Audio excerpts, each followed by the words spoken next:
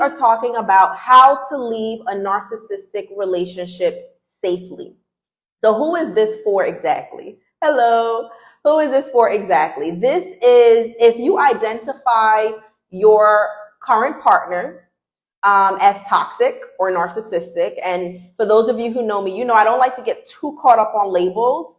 If you see narcissistic traits in this person and you identify them as narcissistic, then fine.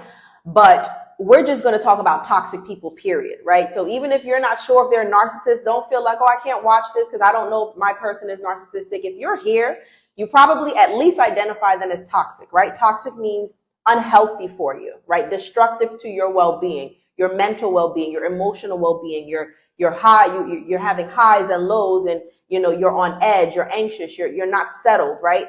Those are people that have destructive personality. So even if you don't consider them to be narcissistic, if you're here, you probably consider them to at the very least be toxic, unhealthy for your well-being, right? So if you are in that space where you are still in a relationship with someone like that, or maybe you don't carry the title, maybe you're broken up, but you're still connected to them in some aspect, right? And you want to know, where do I start? Right? I'm a bit afraid, and some people don't like to admit they're afraid because, like myself, I was also in a toxic relationship, narcissistic relationship. Many women that I've worked with or know personally that were. Most of us are strong women, and the last thing we want to do is call ourselves a victim, or we want to say that we're afraid of something, right? And when you admit that you're afraid of something, it also forces you to admit that this situation is more severe than I'm willing to admit, right? If you say you're afraid of something, then you are admitting that this situation is severe. And that's hard. A lot of people don't want to admit that because then that means now I'm forced to take action. I'm forced to do something different, right? But whether you are in the relationship, you carry the title, you don't carry the title, whatever it is, you are somehow connected to a toxic or narcissistic partner, romantic partner, and you say, I want to get this person out of my life. I want to break free, but I want to do it safely. This is the live for you. And if you have a friend, if you know someone that is in a situation like this, go ahead and send them this live. We don't need to waste this information. As I said before, there are people struggling with these types of people in this situation, and all they need is support and where to start. Okay? And this will give it to them. All right. So for those of you who are new here, welcome. I see you coming in. Welcome, welcome. For those of you who are new to me, some of you know me already, but if you're new to me, welcome. My name is Nailah Abdullah. I'm a mental health therapist turned toxic relationship coach, and I work with women helping them to heal and to rebuild themselves after the impact of a toxic or narcissistic relationship. Breakups are hard on their own, regular breakups from just regular situations where the relationship didn't work out. However, a breakup from someone who is toxic or narcissistic, that is a whole nother ball game, right? Those are not normal breakups. And I see women trying to navigate the aftermath of those relationships with good intentions, but they are doing things that's actually sabotaging their healing process, or at the very least slowing it down. So if you are in a situation like that, or again, if you know someone in a situation like that, go ahead right now and comment the word free. And I will send you in the DMs. And if you're watching this on another platform, I can still send you the link.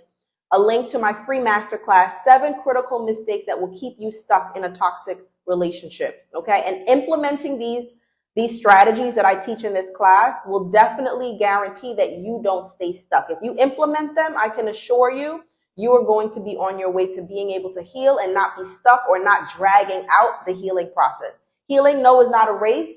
But we also don't need to be too slow. We have things to do. We have a purpose here in our lives, and we don't need to drag this out. In addition to the class, there's also a private support group. So you're actually going to have direct access to me in that group to get support as you are implementing those strategies. So again, if you need that or you know someone that needs it, go ahead and comment free, and I'll get that link to you. All right, so let's get into, I have 4 tips for you. And again, in my free masterclass, I have even more there. But today I'm going to give you 4 tips, so get your pen and paper, on how to leave a narcissistic relationship safely. The first tip is, do not tell him your plan to leave. Okay? Now, that might sound simple. However, I know that being in these types of relationships, you are conditioned to have a loyalty to them. which is not weird because that's what a relationship is about, right? When you're in an intimate relationship with someone, you do have a sense of loyalty to them. And you have standards, you're an ethical person, and you want to do things the right way, right? So you want to give someone a warning, you want to give someone a heads up. There's a video I have on YouTube about feeling guilty that you're leaving. And I think that's my most popular video on YouTube. And I see so many women responding to that video that they struggle with the guilt that they're leaving, right? And because of that guilt, you feel obligated to tell them, I'm leaving, this is where I'm going, this is what I'm doing, this is why I'm leaving, right? You feel a sense of loyalty to explain that to them. And that's very normal. However, when you are dealing with toxic or narcissistic people, you have to understand their motives are different than yours. Your motive for one was to have a happy, healthy relationship, right? And you tried and you tried and you tried and that did not work. So now the next option is that, okay, if we have to break up, at the very least, let's have an amicable split, right? That's your motive, which makes sense. However, when you're dealing with toxic and manipulative people, narcissistic people, that's not their motive. Their motive is not peace. Their motive is not anything to be amicable. They don't want any smooth transitions. They actually have the very opposite motive. They want chaos. They want to stress you. They want to cause you anxiety. And even if they're not in a relationship with you, they're like, okay, I can't have you, but I'm still going to try to have access to you to be able to break you, confuse you, control you, trigger you, right? They can do those things without having the title of being with you, right? So it is important that when you are making the plan mentally, you haven't maybe done anything physically yet, but you're mentally preparing that I need to get away from this person. I need to get this person out of my life. You need to understand you cannot treat this like a regular breakup. Do not tell them your plan. And if you feel guilty about it, one, you can watch the video on YouTube. If you're interested in that, put YouTube video on guilty and I'll find that link for you and send it to you. But you need to understand that this is not a normal breakup. This person is going to try to sabotage you one way or another, whether they're coming to you from the angle of, I love you and I miss you, and I'm going to try to be a good partner or friend or whatever, co-parent or whatever it is, or they're going to come at you from the angle of, I'm going to intimidate you to try to keep you to stay, or I'm going to try to break you because how dare you try to leave me. Either way, they're going to sabotage your attempt to leave because they don't want to lose control. They do not want you to move on peacefully. That's not what they want, right? And that's a difference. Like I said, these breakups are not normal breakups. That's the difference between a breakup from someone who is not toxic, right? Because a relationship cannot work out, but it's not necessarily that the person is toxic or manipulative or, has a destructive personality, right? That's the difference between a regular, let's call that a regular breakup versus a breakup from a narcissistic person. A narcissistic person is still going to try to break you. A toxic person is still going to try to break you. They can try that for the next 5, 10, maybe even 20 years if you allow it, if you give them access. And best believe, if you don't navigate this aftermath properly, it can happen. I've seen it. Okay? It's all about how we handle it. Okay? And that's what I'm teaching here today. That's what I'm teaching in everything that I give. Okay? So do not tell him your plan to leave. Make your preparations mentally, physically, make your preparations, but do not let them know. And again, if you're dealing with the guilt, work through the guilt, use my YouTube video, contact me, or use whatever source. Pray, first and foremost, our source, pray to God to help you to deal with that guilt, but do not tell them your plan. The second point on how to leave a narcissistic relationship safely is do not share your plans with people who are on the fence. So who's on the fence, Nailah? What is this fence? You have people in your life that are close to you and know you. You have people in your life that are close to the both of you. You and your partner or ex-partner are close to the both of you. And then you have people who are maybe just close to him.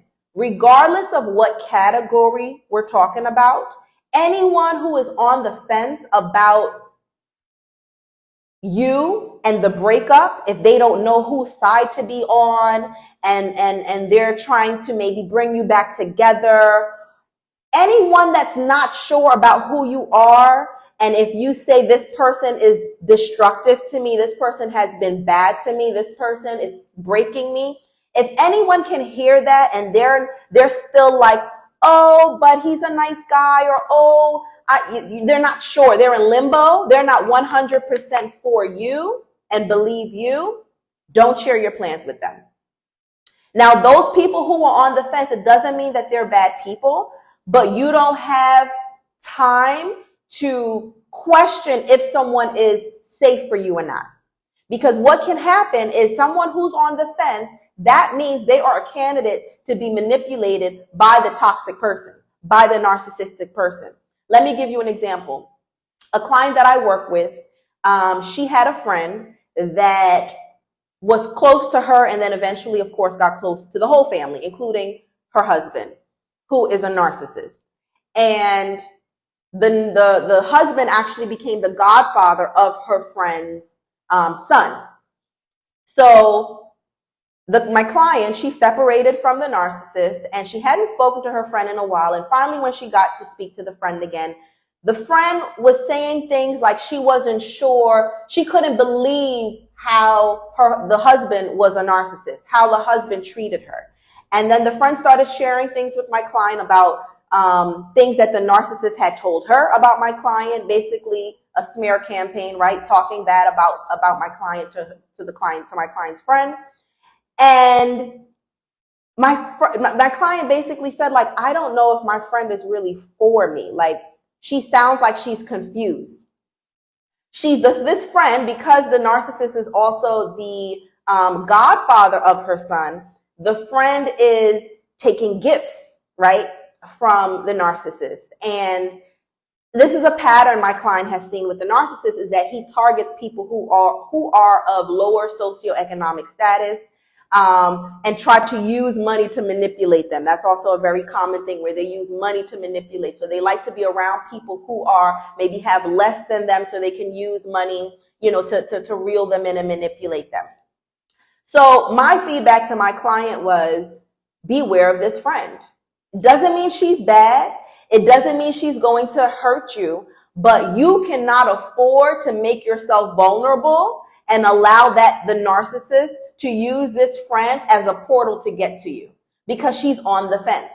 Let me tell you something. I don't have many friends. I have a lot of people that are good to me and I'm good to them. But when I say like close friends, I have a handful of them.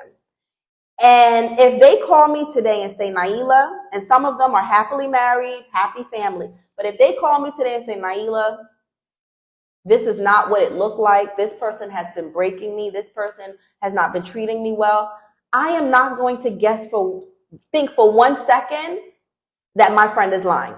Because one, we're close and I know who she is. I know who they are. I know their character. Not that they're perfect, not that they can't mess up. But if this person says this person has been breaking me, I'm not questioning anything. I'm not taking any gifts from the husband. I'm not socializing I'm not doing any of that. I'm not going to hate you. I'm not going to disrespect you. But my friend words weighs more. Like, there's no questions there, right? Those are the type of people that you can share, that you're going to leave with. Do not share your plans to leave with anyone that is on the fence, because you are making yourself vulnerable, because they can possibly be used and been manipulated by the narcissistic or toxic ex, okay? So keep it to yourself. You may have a few people that you can trust. Make sure those are people that are 100% for you. They know who you are. They believe every word that you say when you say this person is breaking me. And they're not questioning anything. And they have integrity, right? That's another thing. In the example I just gave about this particular friend taking gifts from the narcissist, some people can be easily bought. Some people can be easily bought. It's sad, but it's true, right? So you need people too with integrity, people who cannot be bought, people who cannot easily be manipulated, all right? If you were just coming in, thank you so much for coming in. Again, comment the word free. If you are coming out of a toxic or narcissistic relationship, if you've already been out of one, but you are struggling to heal, to move forward, or you just want some support there, go ahead and comment the word free, and I will send you a link to my free masterclass 7 critical mistakes to avoid being stuck in the aftermath of a toxic relationship. There's also a link attached to that for a private support group where you can get direct access to me for support as you are implementing those strategies that I teach in that class. All right, I see some comments coming in. Let me just check with that. This is a need to know. Exactly. This is a need to know basis, and not everyone needs to know. Exactly. Now, let me say this. While that is true, when you are coming out of these types of relationships, I know for me, at least, I was in a 10-year narcissistic relationship. Part of those 10 years were marriage. I was so distraught. I was so disheveled.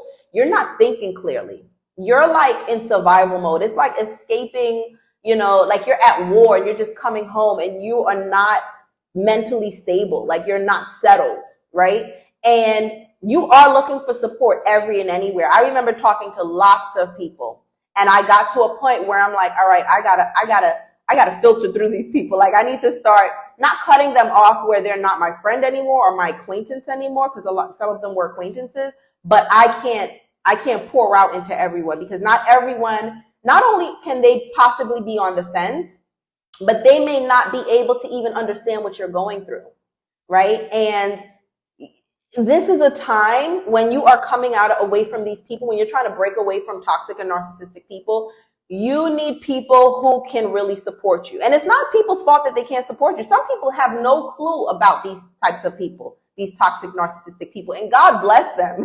They're lucky they don't know anything about these people, but at the same time, they may not be able to support you that well. It depends on the character. It depends on the personality. Some people maybe never been through it, but they're still good at supporting you.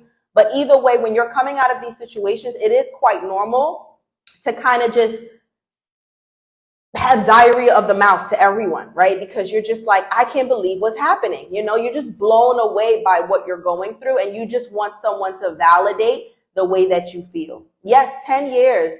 Yes, 10 years. All right, so the third point on how to leave a narcissistic relationship safely. So as you see, the first 2 points, we talked about what not to do in the physical sense. Now we're going to talk about the mental part of it. Mentally prepare your finances and a safe location, and be okay with having minimum. What does that mean? You need to survive, right? You need your basic needs. You need food, water, shelter, right? So those are the things you need to focus on. Now, where people go wrong sometimes is they want to bring their whole lifestyle with them when they go. That's not your priority. Your priority is rescuing yourself.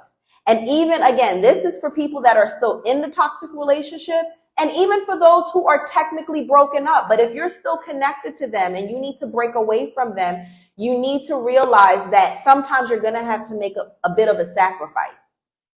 Okay? You're going to have to make a bit of a sacrifice, and be okay with having minimum. Let me tell you something. When I left, I went to Walmart and bought 2 suitcases, and I said, whatever can't fit in here ain't coming. I know that's not proper English, but that just has more impact. It ain't coming. Okay? I had nice furniture. We had just moved into a new place. We had nice furniture. We had nice things. My mental health, my emotional health, my integrity was more important than all the materialistic things, because I can buy those things back. I can't buy back my time that I'm wasting. I can't buy back my soul that is being broken by this disgusting person, because that's what they are. They're monsters. I can't buy that back. So if I have to just live off of 1 suitcase, that's all that matters. What was most important to me? And I said 2 suitcases, but if it had to be a duffel bag, I would have been okay with that too. Because what was important to me was, of course, all my legal documents, right? Anything regarding my career, documents there. And even that you can get back, but I didn't want to have to start from scratch, right? So any important documents, and a couple of important family things like albums. Everything else I can buy. I bought pajamas at Walmart. You have to be okay with having the minimum.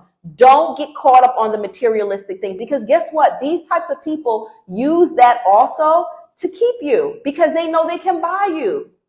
They know that getting your hair done and your nails done and whatever else and buying new iPhones or whatever it is, and that's no insult to you. We all like nice things, but just don't make sure that stuff doesn't control you. Be okay with starting from scratch. Be okay with having the minimum. But get your finances in order to make sure that you'll have the bare minimum: food, shelter, water, right? And safety. That's what's most important. Okay? And the fourth tip on how to leave a narcissistic relationship safely is to mentally prepare. Again, we're talking about the psychological part now. Mentally prepare for rage, for threats, for manipulation. And with that said, be okay with seeking legal enforcement if necessary.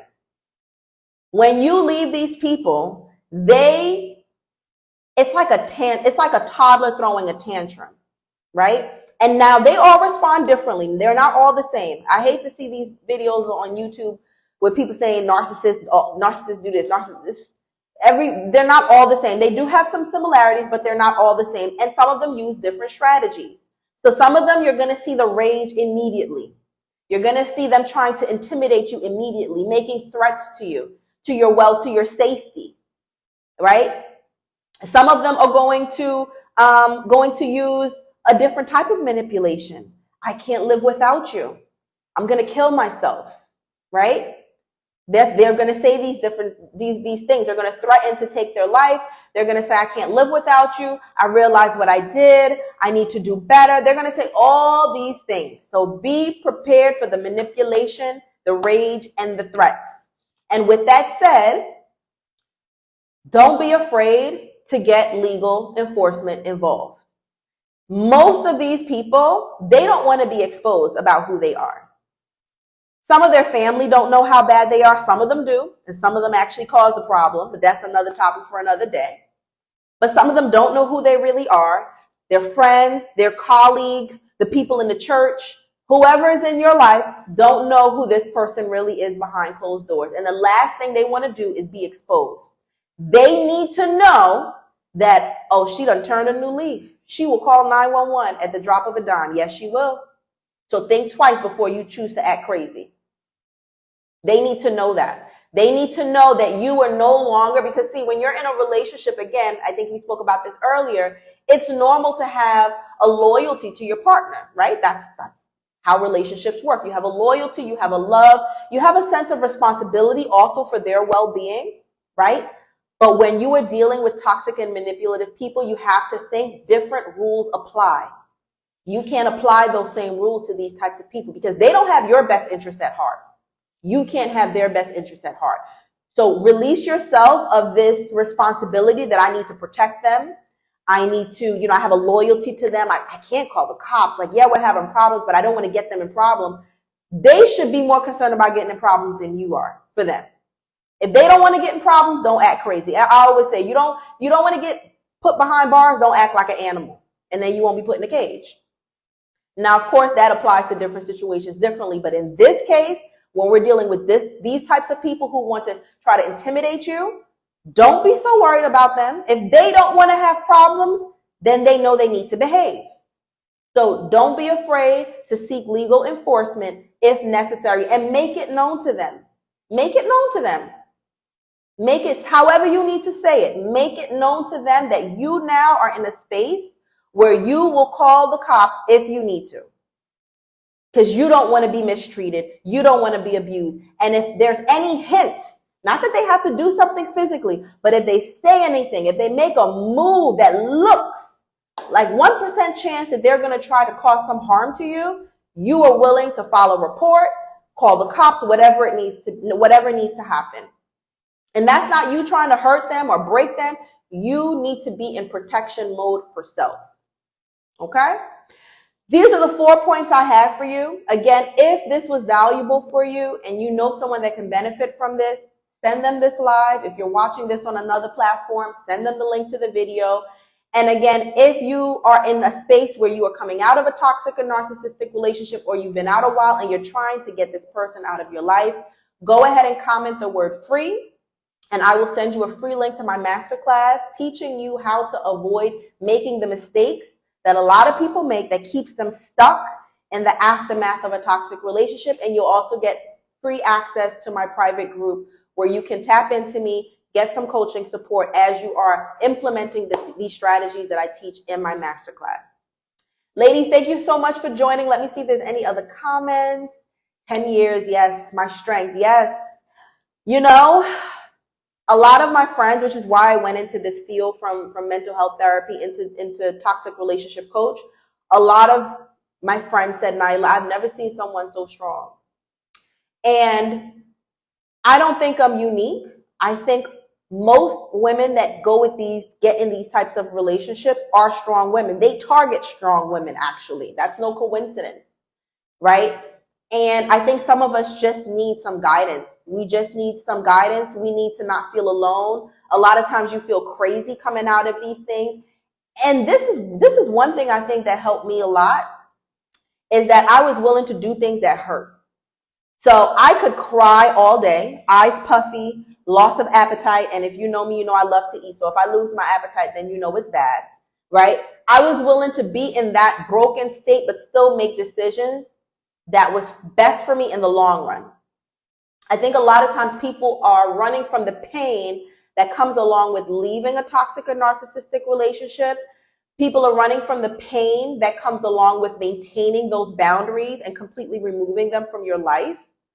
People stay stuck or are running from the pain of letting go of the fantasy that you had around this person, because that's what we do. We don't live in reality where we're actually realistic about the person that we're with. We created a fantasy about them. We created an image for them, and we're just hanging on to that, right? We're not looking at the monster, right? We're looking at the mask that they put on and that we put on them. A lot of times we say they put on a mask, but sometimes we put on a mask on them too, because we want to see the best in them. I'm a strong woman. I've accomplished a lot. I can do hard things, and I can change this person. I can get them to be who I think they have the potential to be, right? So we run from that pain of accepting that reality that, oh my gosh, I wasted all this time lying to myself about who this person is, right? So if we can not run from those different pains, feel the brokenness, but then start to make hard decisions, you're going in the right direction. We got to be okay with crying, but making hard decisions. Don't run from the pain. It's better you feel the pain now, make the right decisions for yourself to set yourself up for the future, which is a future of peace and joy and respectable relationships, relationships that value you, that don't break you, right? It's better to deal with the pain now and work on setting yourself up for that life that you deserve, rather than running from the pain and dragging this painful relationship out for the rest of your life. Because it can be for the rest of your life.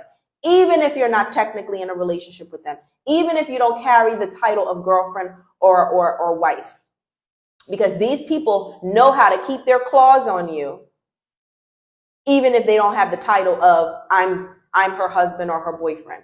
They know how to keep you attached. They know how to still have control, how to press your buttons, and how to manipulate, right? So if you want to avoid that, like I said, go ahead and comment the word free. I'll send that class to you to make sure you don't get stuck in the aftermath. This is something that we can avoid. We don't have to deal with the ongoing suffering. All right? Thank you so much for joining. Thank you, Iris. You all have a blessed day, and I will see you again for Wisdom Wednesday. Bye.